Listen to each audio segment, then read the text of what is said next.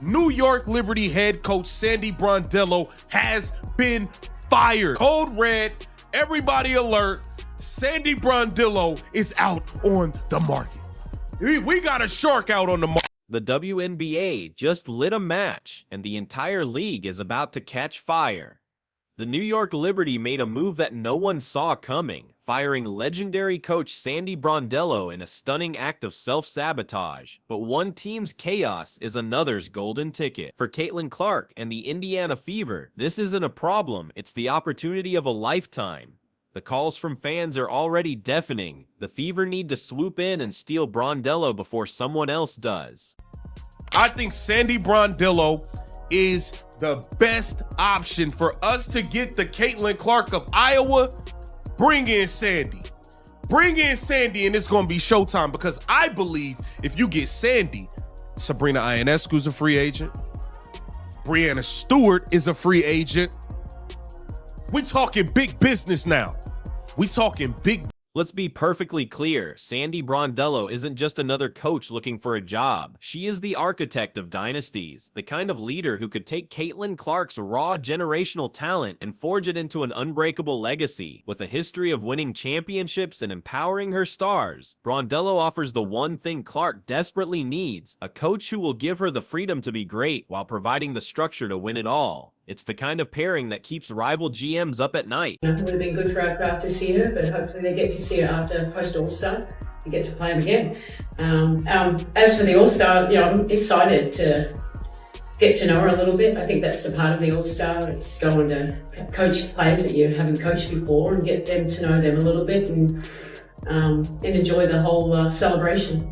And that's exactly why this move has the league on edge. The louder the calls for Brondello to join Indiana get, the more you can feel the resistance from the league office. A Clark and Brondello partnership is so powerful, it threatens to shatter the WNBA's carefully balanced ecosystem. It would expose the jealousy from veteran players, unravel the league's preferred storylines, and destroy the narrative that Commissioner Kathy Engelbert has worked so hard to maintain.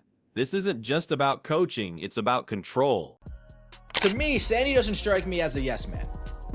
She strikes me as somebody, when she's talking to the general manager, she's going to speak her mind. She's just not going to, yes, GM, yes. Yes, general manager, I agree. Yes, general manager. So how did this all unfold? The New York Liberty were supposed to be the model franchise. They had a roster stacked with talent and were dominating the regular season, looking every bit the part of a championship contender. But as the playoffs began, disaster struck. Key players Breanna Stewart, Sabrina Ionescu, and Jonquel Jones were all battling significant injuries. Despite the pain, they refused to sit, fighting through every possession with a warrior spirit. Stewart's 30-point performance in an elimination game was an all-time display of heart, but in the end, it wasn't enough. Their season ended in a gut-wrenching loss.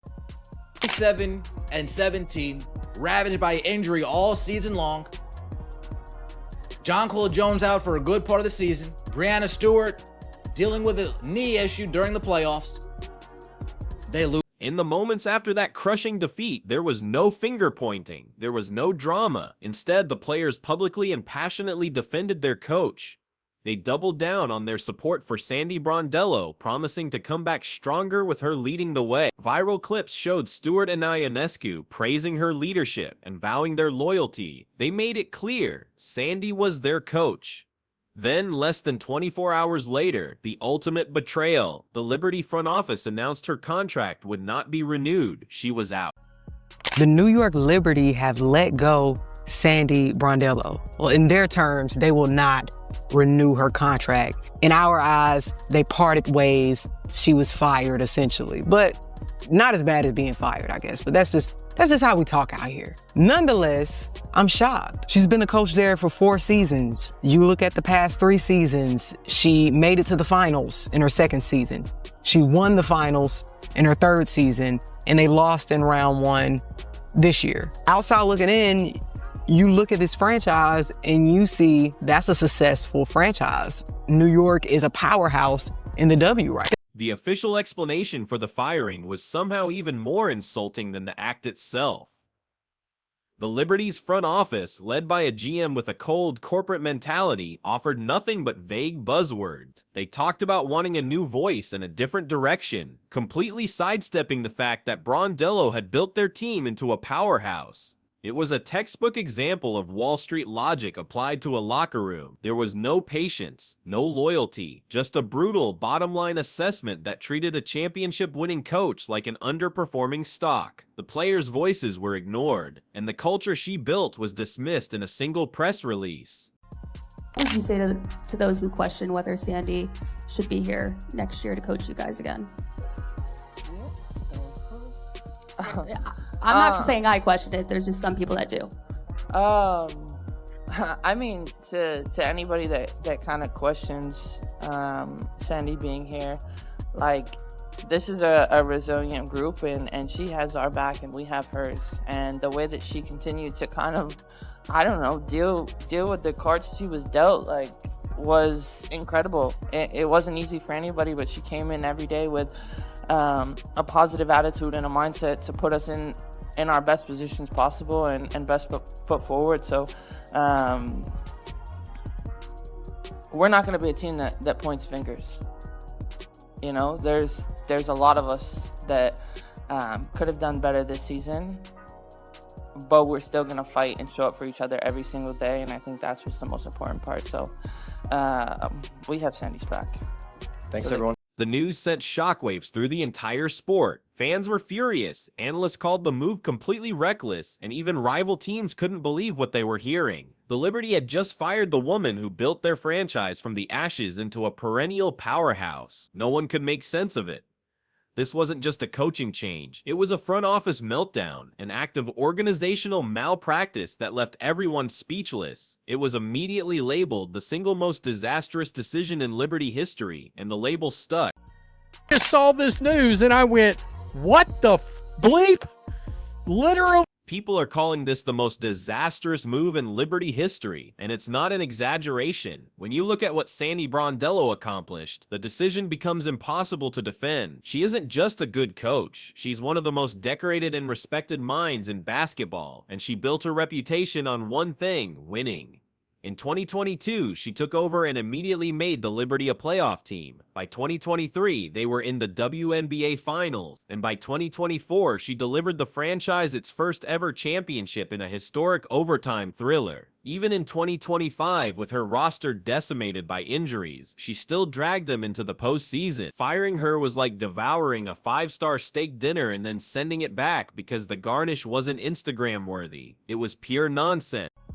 2 WNBA championships, and the year before, in 2023, won the Eastern Conference title. I mean, what are we doing? She's got a .600 winning percentage and a ton of experience. The moment Brondello became a free agent, the internet exploded with a single unified demand. Forget New York's mistake. This was Indiana's moment. Fans everywhere began calling for the Fever to cut ties with their current head coach, Stephanie White, and make Brondello an offer she couldn't refuse. This wasn't a suggestion, it was an ultimatum. The hashtag Brondello to Indy started trending within hours, as thousands of fans flooded social media, demanding a change they felt was long overdue. Last 3 seasons, Sandy Brondello, 32-8, made the finals, lost to the Las Vegas Aces. 2024, made the finals. This fan movement is fueled by a growing frustration with Stephanie White. The perception is that she's holding Caitlin Clark back. Viewers have compiled clips of bizarre rotations where Clark is subbed out right after hitting multiple threes, or late-game offensive sets where she doesn't even touch the ball on the final possession. Fans point to a clear favoritism towards certain players and a stubborn refusal to build the offense around their generational star. The narrative has become that the Fever are succeeding in spite of their coach, not because of her. Moments after a painful Game 3 loss, Brondello said the group was, quote, very disappointed, but she couldn't be more proud of her players. We faced adversity this year, which happens in sports, but we left it all out there. But this firestorm is truly centered on one thing: the prophecy of the Clark-Brondello partnership. The proof was on full display during the 2025 All-Star Game. In a brilliant strategic move, Clark reportedly maneuvered the draft to ensure Sandy Brondello would be her coach. Though Clark was sidelined with an injury, Brondello didn't treat her like a player on the bench. She handed her a clipboard and elevated her to an honorary assistant coach, letting her call plays and fire up her teammates. It was a stunning display of mutual respect, and fans saw a glimpse of what could be. Outside looking in, you look at this franchise and you see that's a successful franchise. New York is a powerhouse in the W right now. So what is the issue? What is the front office? The Stephanie White defenders are going to be thick and deep. I don't care. I don't. She's a clear upgrade. And you've got an elite. That moment during the All-Star game was more than just a fun sideline interaction. It sent ripples through the entire league. Media personalities and insiders immediately started talking about the undeniable chemistry between the two. The narrative quickly formed. Brondello was the first coach at the professional level who didn't seem intimidated by Clark's basketball IQ, but rather embraced it. The whispers grew louder about what a dream team they would make, inadvertently putting a target on Brondello's back. Her open admiration for Clark made her an outsider in a league where many still wanted to see the rookie put in her place. Sabrina, you want to come for the party? Sandy, would you like to be in Indiana? Have you ever tried the Indiana barbecue out in the hood? I think we need to make a move to get Sandy Brondello to the Indiana Fever, man. I think this is Sandy Brondello with Caitlin Clark. This is the closest thing we would get to Lisa Bluter. Now connect the dots. Just days after Brondello was seen laughing and strategizing with Caitlin Clark on a national stage, she was suddenly unemployed. The timing felt more than suspicious. It felt like a message. Fans immediately joked that smiling with Clark was a fireable offense. While it sounds like an exaggeration, it taps into a deeper fear that there are forces within the WNBA actively trying to limit Clark's power. Pairing her with the one coach who has already proven she knows how to unleash it would be their worst nightmare. Ever coach trade of any All-Star game ever. Just want to get your thoughts on that in your mind. First for you, Leo. They announced it? Yeah. That you got traded? Yeah. Oh, I gotta go looking on that. Traded? I have no idea what the teams are. Second time in history now. Jeez, as a player. And I got traded, yes. My son hit me up after he goes, I've created history. This is awesome. I got traded as a coach. But look, I get to coach with Sabrina. I'm on Caitlin Clark's in Indianapolis. I mean, what a great show. So we'll go out there and have some fun. This move against Brondello doesn't exist in a vacuum. It feels like the latest chapter in the unspoken war against Caitlin Clark. Since the day she was drafted, there has been a noticeable pattern of resistance. We've seen the brutal, uncalled fouls that left her bruised on the floor. We've heard veteran players go on podcasts to diminish her accomplishments and downplay her impact on the game's growth. The league itself has seemed slow to protect its biggest star. Firing a coach who publicly champions her fits this unsettling narrative perfectly, suggesting a concerted effort to keep Clark from completely taking over. We can fix a lot of this we messed up. We can fix a lot of things that were messed up in the past off season. Let's fix it. Let's not be stubborn. Let's fix it. Let's go get Sandy Brondello. Sorry. This is exactly the kind of coach. I've brought her name up a few times. I just never thought she'd be available. And what about the team that created this mess? The Liberty's front office may have just signed its own death warrant. The players who publicly backed Brondello superstars like Brianna Stewart and Sabrina Ionescu were publicly humiliated by this decision. They were made to look powerless. How long will they remain loyal to an organization that so blatantly disrespected their coach and ignored their voices? The locker room is now a ticking time bomb. It's only a matter of time before trade demands start leaking, and the championship roster they worked so hard to build could be completely dismantled. In the title, what exactly led to the parting of ways between the Liberty and Sandy Brondello here? Well, Malika, I know you guys talk about this a lot in the NBA and in other sports, but it was really championship or bust for New York and for Sandy Brondello. And in fact, if they hadn't won the championship last year, we might have been having this conversation a year ago, which is maybe a little startling to fans outside, given how, excuse me for those noises, for how impactful she'd been for that franchise. But that is how bullish this organization is in New York. New York's colossal ego has created a golden opportunity for Indiana. The most transcendent player in the league is in desperate need of an elite coach, and the perfect candidate just became available. Brondello doesn't see Clark as just another rookie to be molded into a pre-existing system. She sees her for what she is, a once-in-a-generation talent who is the system. That kind of thinking is revolutionary, and it absolutely terrifies a league built on seniority and conformity.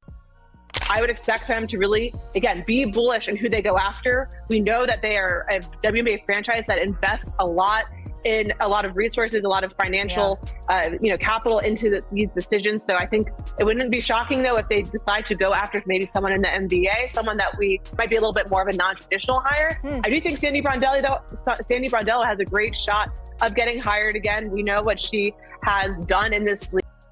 New York Liberty just fired their head coach. People are confused as to why, because they won the championship last year. They made the playoffs this year. In sports, there's always a scapegoat when things aren't going the way that they wanted it to go. Clearly, in New York, the standard has been raised. As Coach Tibbs learned with the New York Knicks, making the playoffs does not guarantee that you are safe anymore. They have raised the standard. They're sending a message to the fans, to the team, saying, we don't want to just go to the playoffs.